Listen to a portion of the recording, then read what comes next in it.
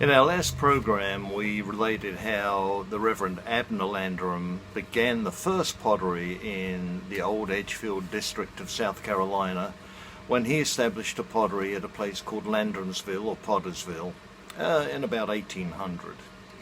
That business was obviously successful because his brother Amos and his other brother, the Reverend John Landrum, established their own potteries on Horse Creek and Schoolhouse Creek and elsewhere. John Landrum died in December of 1846.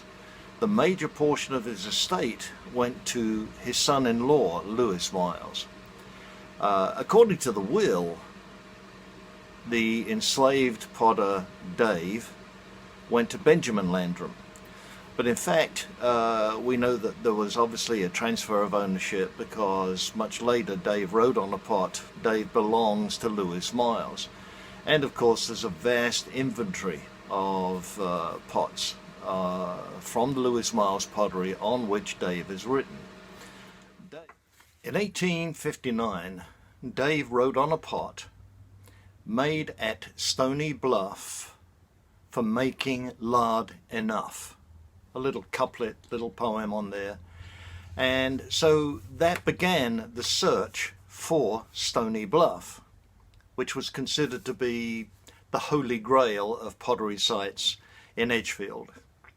In the mid-1980s, when I was at the University of South Carolina, New Orleans archaeologist George Castile and his assistant, Carl Steen, began a survey of potteries in the Edgefield district after some preparatory grant work by university archaeologist Stanley South and myself. Now, potters in Edgefield, as elsewhere, moved their pottery businesses from place to place, probably because of the availability of clay and the fact that vast amounts of wood were used to burn kilns, and there was a lot of kiln burning going on. So quite often the potteries would move from one location to another as clay deposits were diminished and as wood was less available or had to be carried from further distances. We know that Miles worked on Schoolhouse Creek and Horse Creek and of course Stony Bluff. But nobody knew where those locations were, or certainly none of us archaeologists did. In 1862, Miles announced in the Edgefield newspapers that he had relocated his pottery and his tannery and his sawmill into one consolidated location at a place called the Beaver Dam. And many people assumed that this was a location called Sunnybrook today, on the Aiken County, Edgefield County line near a railway line. We do know that at one point Miles stopped a railway train at this location to unload material for his pottery, and the railroad referred to that location as Miles Mill. We do know, in fact, now that the Beaver Dam was quite some distance away from there, and a very specific distance given in his ad from a place called Pine House, which is where highways 19 and 25 cross in Edgefield County. During the Castile survey of Edgefield potteries in the mid-1980s, his assistant went to a pottery near Trenton known to have been occupied by Joseph Gregory Bainham. The Bainhams have a long history in Edgefield pottery, dating back to the Civil War. But mystifyingly, the assistant told the landowners that what he was looking at was typical of pottery of the Ohio Valley, relatively recent, and of no historical value whatsoever. And then he moved on to look at other potteries. Given that assurance, the landowners bulldozed 80% of the site in order to increase the height of a dam on their pond by almost 4 meters, 10 to 12 feet. And a vast portion of the site was pushed down a hillside and onto the dam, since they understood it was of no value. Being aware of the history of the Bainham family dating back to just prior to the Civil War, I was puzzled by the statements made about the Trenton pottery that JGB operated. And in 1996, I went back to the site with the Georgia Archaeological Institute and a team of volunteers, and reassessed the site itself and began to dig test pits to determine exactly what the nature of the site was. It was at that time that I learned that most of the site had been bulldozed to create the new dam. When we conducted our test excavations, we discovered that underneath the Bainham pottery was an even earlier pottery. And that was when we began to realize that we may in fact be on the last Lewis Miles pottery, and that this was in fact the location of the site at the Beaver Dam. When we examined the dam, we discovered that there were numerous power takeoffs. These are chutes designed to use water power from the pond for various reasons. At the opposite end of the pond was where the pottery was located that we'd been excavating. Between the two, we also found an area where there was a large pit filled with cow bones. This was beginning to fit the pattern of a sawmill and a tannery at one end of the Beaver Dam pond, and the pottery at the other end, which obviously was a fire hazard, would not be close to the sawmill itself. As we excavated further, we began to find intimations of Dave's presence on the site. Sherds with graffito marks, drawings, capacity marks, and handles that featured his massive thumbprints, which was a signature feature of his pottery, in addition to the couplets and the writings that he put on them. We were also told that by locals that two Scottish potters had also worked at this Miles pottery before it closed. We were never able to find any kind of archival confirmation of this. But interestingly, on a research visit to Scotland on another project, I discovered a number of whiskey jugs from potteries that supplied them to the distilleries at Speyside in Scotland, near Glasgow. And these jugs featured the exact same neck as the necks on the Lewis Miles Beaver Dam pottery.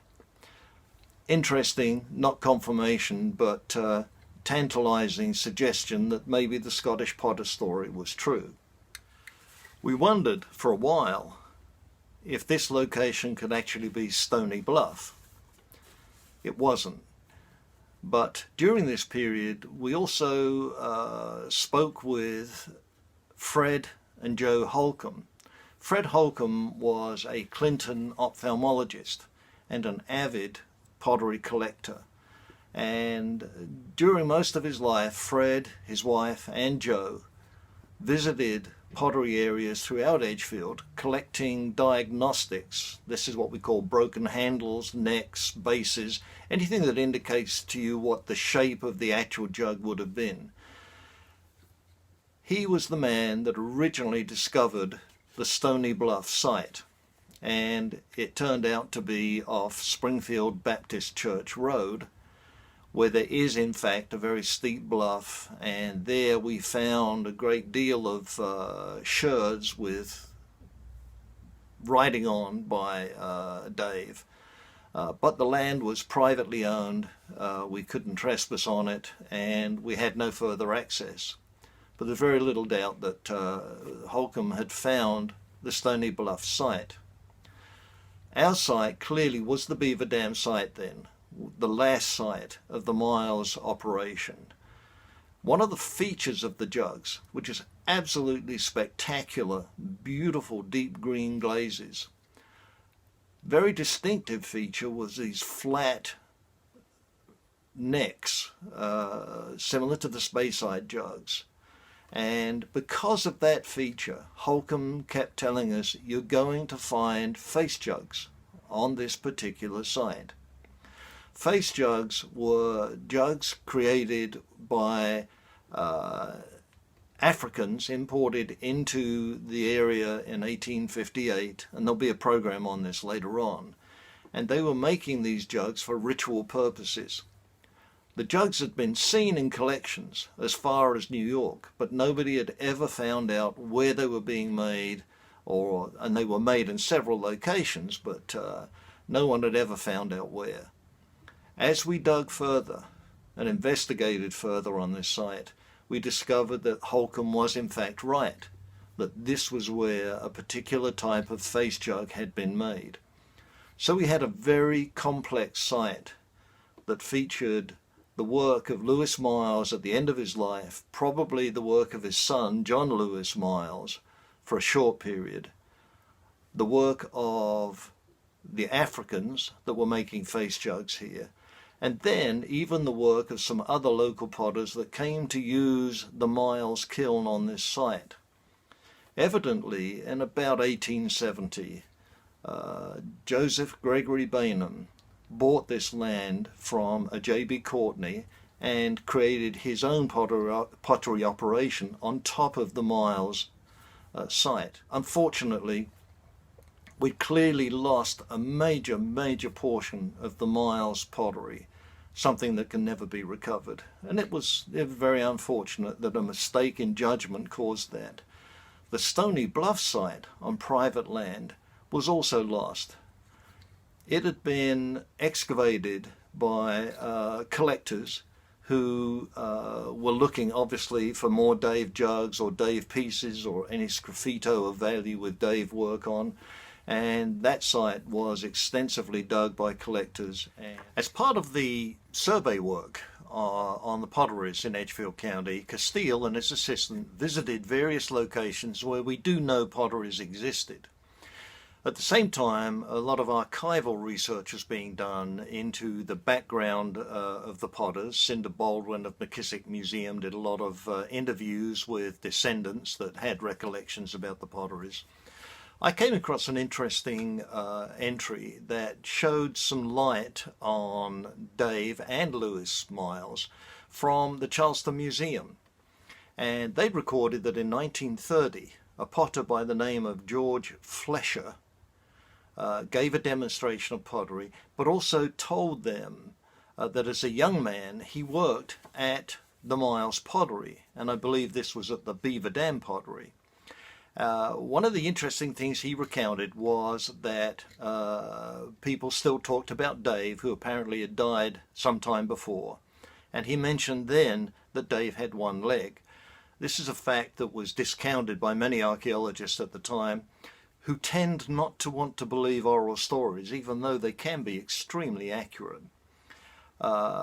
George Flesher was in fact George Fleischer. He was a German, and he came to the States, obviously as an immigrant, and probably one of his earliest working gigs would be at the Miles Pottery. And we do know for a fact that he was at Miles Mill, even though this is disputed, because I have here, and I'll show a better picture of this in this video, but this is a fragment of a vessel from Miles Mill, which is actually the Beaver Dam, which is quite some distance from Sunnybrook. And on this pot is written, Butter Pot, Flesher, Miles Mill. What George had done had written on the pot, this is called sgraffito, written in clay, his name and the purpose for the pot. Obviously it didn't make it through the firing, but it does establish that he was most definitely at the location of Miles Mill, probably at a very early date. And as we'll learn later on, his descriptions of Dave were very accurate indeed. George Fleischer, or Fleischer, he actually changed his name prior to the build-up to the First World War, because the Kaiser and Germans were very unpopular at the time in America. So we do know that his account certainly predates 1914.